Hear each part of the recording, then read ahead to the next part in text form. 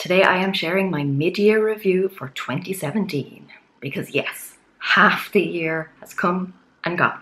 Now, you may have set some resolutions for yourself at the start of the year and maybe you're struggling to hit your targets, or maybe you've even kind of strayed away from your initial goals and you feel that it's time to sit down and take stock to figure out what's going wrong and how you can fix it.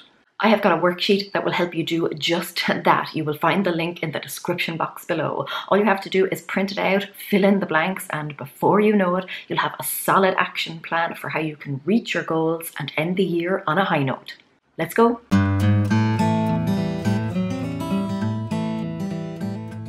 Hi guys, it's Laura from How to Get Your Shit Together, and I help you get organized, get motivated, and overcome any obstacles that you might be facing. And sometimes I do it by sharing my journey and my experience because I think it's better to hear it from someone who's walking the walk. Give this video a thumbs up if you like these personal updates from me. So let's take a look at where I'm at with my 2017 resolutions. If you've been here for a while, you may know that my process is to look at the progress that I've made so far, any obstacles I've faced and how I overcame them, any future obstacles that I foresee and how I plan to overcome them, what I've learned, what I can celebrate, what's left to do, and how I'm going to do it. That allows me to see exactly how far I've come, to celebrate any successes and to learn from any mistakes or struggles, to preempt any upcoming obstacles that I foresee, and also to put an action plan in place for how I can get to the finish line. Again, don't forget to pick up your mid-year review worksheet. You'll find the link in the description box below. And now, without further ado, here is how I'm faring with each of my goals. Goal number 1 was to make the site more professional. I have actually made loads of progress here. I launched the new homepage on January 1st. I set up a welcome email sequence so that when people sign up to my newsletter, they immediately get a welcome email that includes the password to the resource library, as well as other kind of helpful information and some bonuses. Then I downloaded Final Cut Pro to improve the quality of my YouTube videos, and I also finally uploaded a channel trailer. I completed an online diploma in photography. I also finally caved and hired a designer to work on new logos, a new style guide, so most of the site now is looking pretty slick.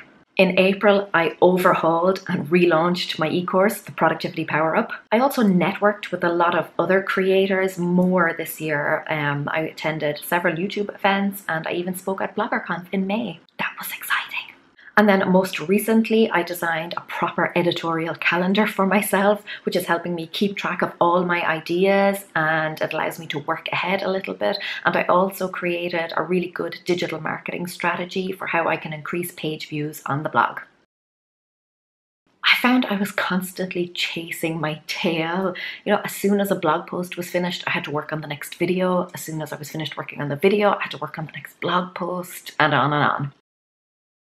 I scheduled in one weekend a month where I just made business development stuff a priority. See goal 4. Lack of available time and money immediately after the move. In case you missed the memo, we are packing up our lives here in Dublin, Ireland and moving across the Atlantic to America in the coming weeks, very shortly. Strict scheduling and budgeting. I will need to work ahead in the coming weeks so that I have stuff already scheduled for when we're moving. And the move will also be very expensive, so I need to be careful with my outgoings so that I can still afford to pay designers, etc. Sometimes it's just easier to let someone else do the work, particularly when I don't have the required skill set. Now, as a control freak, that was a difficult but necessary lesson to learn. Also, I need to remember the Pareto principle, which says that 20% of my work will produce 80% of the results. So I need to focus on the things that will have the biggest impact and not just try everything. All the work I did. Honestly, I didn't really feel that I had done that much until I sat down and listed it all out. Updating the logos everywhere. You will notice that the old logos are still here on YouTube, for example. I also need to finalize the style guide and get a good watermark for images. I also want to learn some basic Photoshop skills. The site's homepage needs to be optimized a little bit better for mobile, and once we move, I'll have to register the business in America. I'm going to work some more with my designer. I've also signed up for an online course in kind of some very basic Photoshop skills, so I will make the time to work my way through that. I'll also schedule some time to work on optimizing the homepage, and then after we move to America, I will hire a good accountant and lawyer to help me register the business and get everything set up properly. Goal number 2 was to read at least 50 books. Currently reading the 23rd. Scrolling on social media instead of just reading a few extra pages.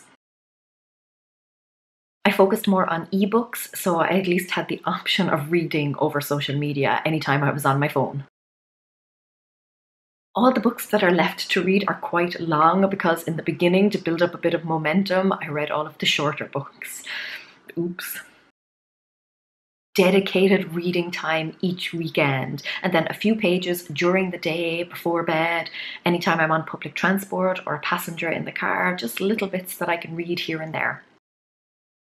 I read ebooks so much quicker than physical books, and I now actually prefer them. Never thought I would say that. But I can just read them anywhere because I always have my phone with me. 22 books, still a decent achievement, almost one a week. I need to finish reading the 23rd and then read 27 more. Dedicated reading time plus reading a few pages instead of scrolling through social media. Goal number 3 was to have at least one self-care weekend a month.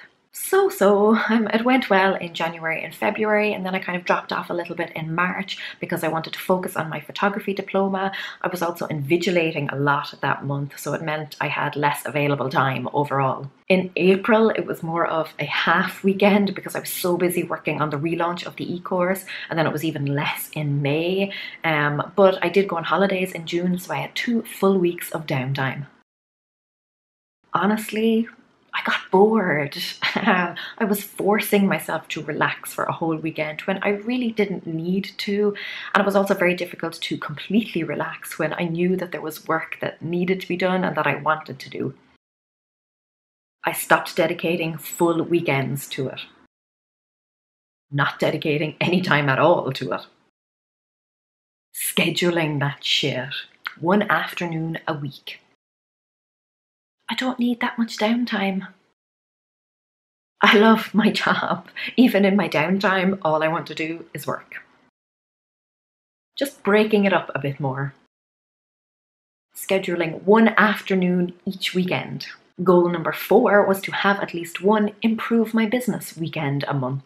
Not bad. I used the time to look at some tutorials on Final Cut Pro, also to work on the welcome sequence that I mentioned for email subscribers.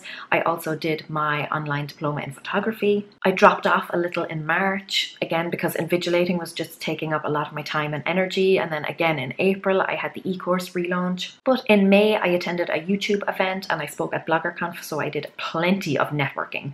And then in June, I devised a really good digital marketing strategy for the site. The day-to-day stuff getting in the way. I also wasn't very clear on what I wanted to focus on, so I would kind of just pick a random topic and just start working on it. Also, even though I'd spent the weekend working on something, I didn't schedule in any time afterwards, during the week to work on any strategies or follow up on any research. So it was a bit all over the place, no consistency or follow through.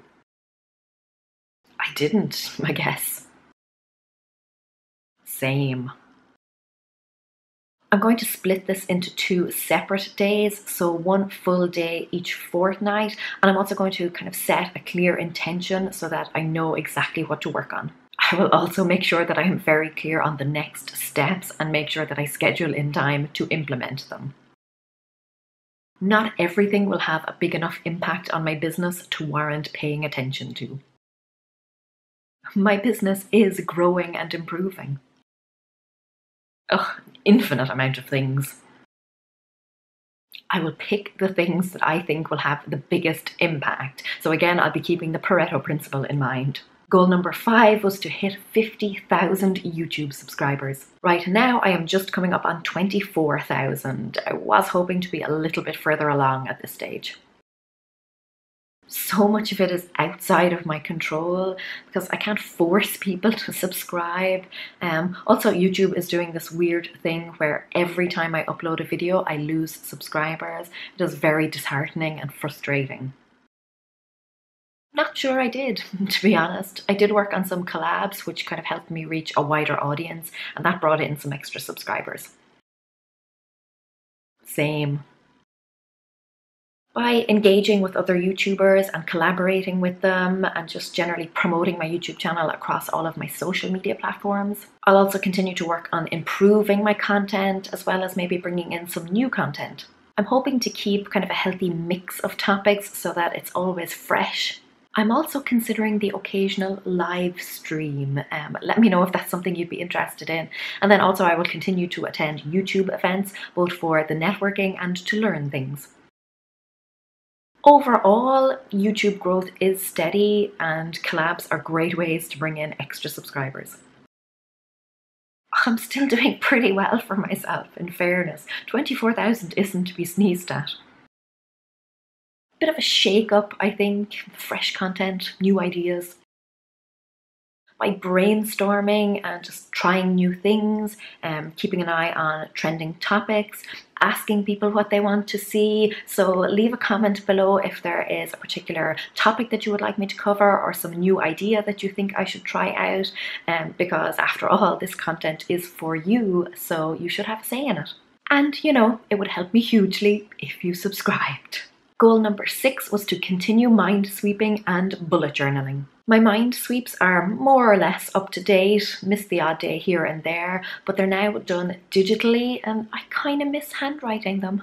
I am way behind on my bullet journaling though. I started this year working on entries from August 2016 and now I'm only up as far as October 2016. So I've only made 2 months worth of progress in the space of 6 months, falling further and further behind. Not making it a priority and also not allowing myself enough time to get into a good groove because getting it all set up and settling in can take quite a while. I didn't really. Same. Having whole days to do it, and particularly when my daughter is staying with my parents so that I can get into a good groove with no distractions. Working on my bullet journal is bloody time consuming, but I am committed to it. I love looking back over old entries, lots of happy memories. Mind sweeps. Everything is documented, even if it's not quite transferred over to my bullet journal just yet. October 2016 to present in my bullet journal. Setting aside large blocks of uninterrupted time on a very regular basis. Goal number 7 was to turn my home into a haven. I started strong on this, so I deep cleaned the kitchen and the sitting room. I put 80% of my daughter's toys up in the attic. That made a huge difference. Then, same old story, I fell off in March because I was doing so much invigilating, and then April was the e-course relaunch, so everything just kind of fell to shit. I let cleaning fall by the wayside in favour of work, and also the invigilating meant that I was really low on energy. I also wasn't sure of our visa situation at the time, so I didn't want to do anything in terms of redecorating. And then after we got our visas, I thought there was no point in cleaning because we're just going to be packing everything up and moving to a new house. I tried setting timers so that I was alternating between 45 minutes of work and 15 minutes of chores, and that worked really well in the beginning. Again, I kind of dropped off because of invigilating and stuff, but I have picked it back up recently and it's working really well. The move means things are going to be hectic, and between unpacking and just generally settling into a new way of life, I'm probably going to be a little bit low on energy, and I would imagine cleaning is not going to be as high a priority for me. Ruthless decluttering before we go, and then giving everything a home once we get there. Cleanliness, or lack thereof, has a huge impact on my mood.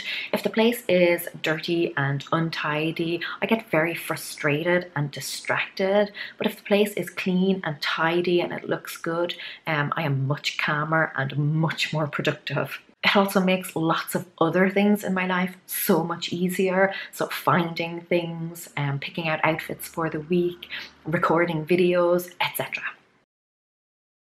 The fact that we get to start all over again in a new home, a clean slate. It will also be a much bigger space because our current home is a little bit cramped, and American homes just generally seem to be giant. The actual cleaning and lots of decluttering. I think I'm going to go back to using a cleaning schedule after we move. I did use one a few years ago. It was working well. So I'll dedicate time each day to doing 1 or 2 chores, and then at the end of each day I'll have some pickup time. I'm also going to be much more proactive about assigning chores to my husband and my daughter instead of just trying to do everything myself.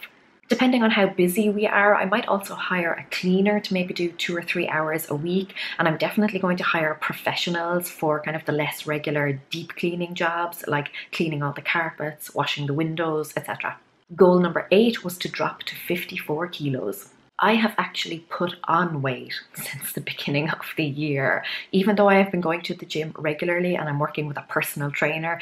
So yeah, that's not great. But some of it may be muscle weight. I think diet is the real issue here. Pistachio bars, ice cream, sweets, pizza. I didn't. I ate them. Same. Getting rid of junk food out of the house, and also doing more regular shops so that there is always healthy food on hand. I'm quite strong physically. 95 kilo deadlift and a 50 kilo squat. I'm also starting to notice a slight change in my shape. I'm starting to see my waist again.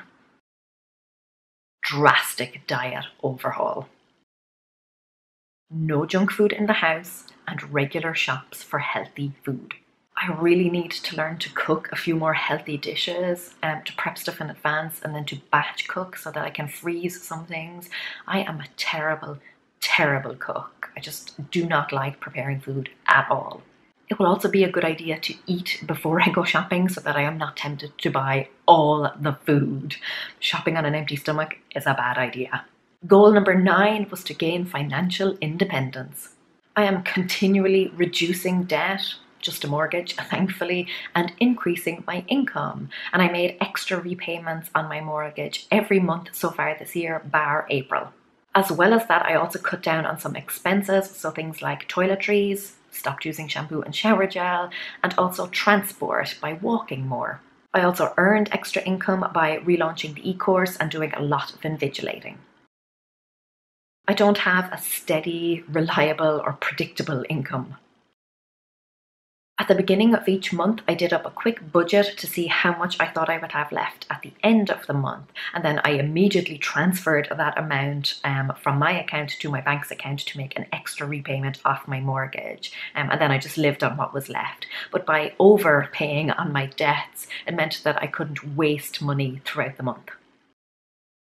Same, plus the move means significantly more expenses in the near future.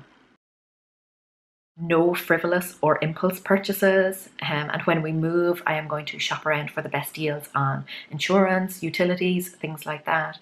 I may even become a bit of a coupon queen.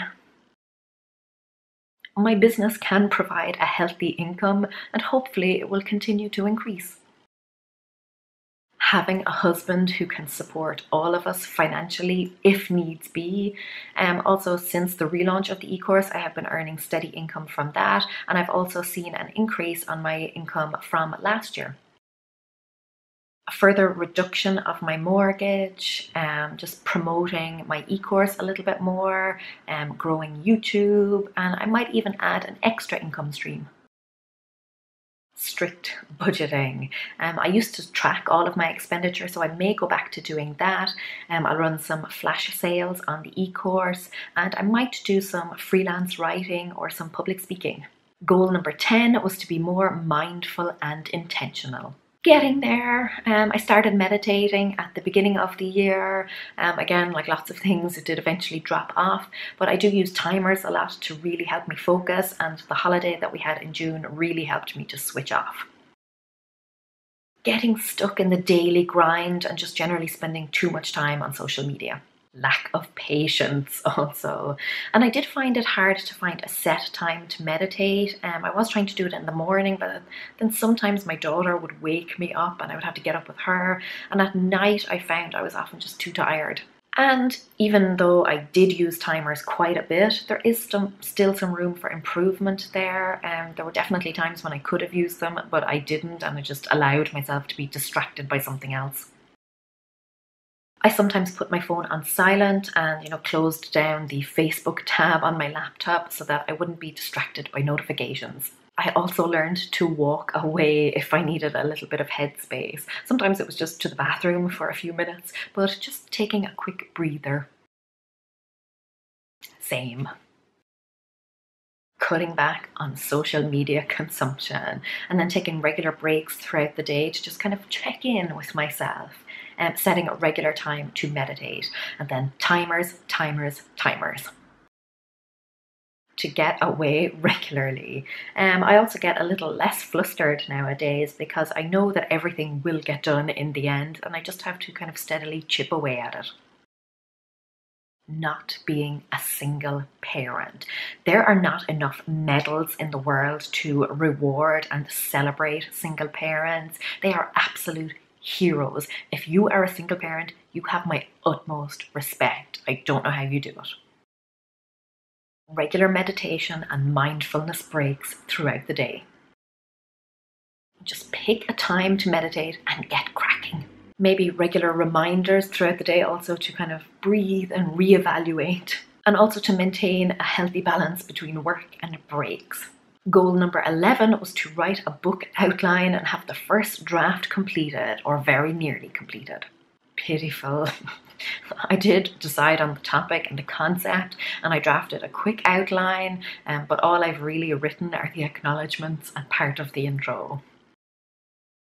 Not making it a priority. And then also the e-course kind of took over for a good few weeks. I didn't. Same. Scheduling time and reminding myself how excited I am by this project. It's actually kind of a bucket list item of mine. I have huge resistance to big projects, especially this one. It just seems so mammoth that even getting started seems daunting. I am excited by the project. Pretty much everything. Scheduling. Also, sitting down and trying to find a way to overcome this sense of overwhelm, and then setting word count targets. Goal number 12 was to live a more natural, eco-friendly life. I gave up shampoo and shower gel in early January. I also stopped using the dryer for about 6 or 7 weeks. I have since gone back to using it, but I use it at a much lower heat setting, and I also run the washing machine on much shorter cycles. I've generally been making a much more concerted effort to recycle my waste, and I'm walking considerably more. And even though I hate it, I have been doing a lot more home cooking. No dedicated hanging space for clothes that need to dry, so I was just kind of leaving them all around the kitchen, and that made things look really messy. I compromised by using a lower heat setting on the dryer. Lack of decent recycling facilities in America, and also I may have to drive everywhere. I'll choose energy efficient appliances and I'll just recycle as much as I possibly can. I don't need shampoo or shower gel. No more shampoo or shower gel. Just continued efforts, keep looking for ways to reduce my carbon footprint. homemade cleaners, reducing packaging, energy efficient appliances, batch cooking so that the oven is used a little less frequently, and solar panels if possible. I really like solar panels. And hopefully our new laundry room will have plenty of hanging space for drying clothes. If there is anything that I have learned from this exercise, it's that I actually achieve a lot more than I think I do. When I first sat down to do my mid-year review, I was pretty convinced that I had been a failure at everything. Even though I review my goals on a weekly basis, it never really felt like I was making that much progress. But when I went through everything thoroughly and listed all of the stuff that I have done in the past 6 months, I was very pleasantly surprised.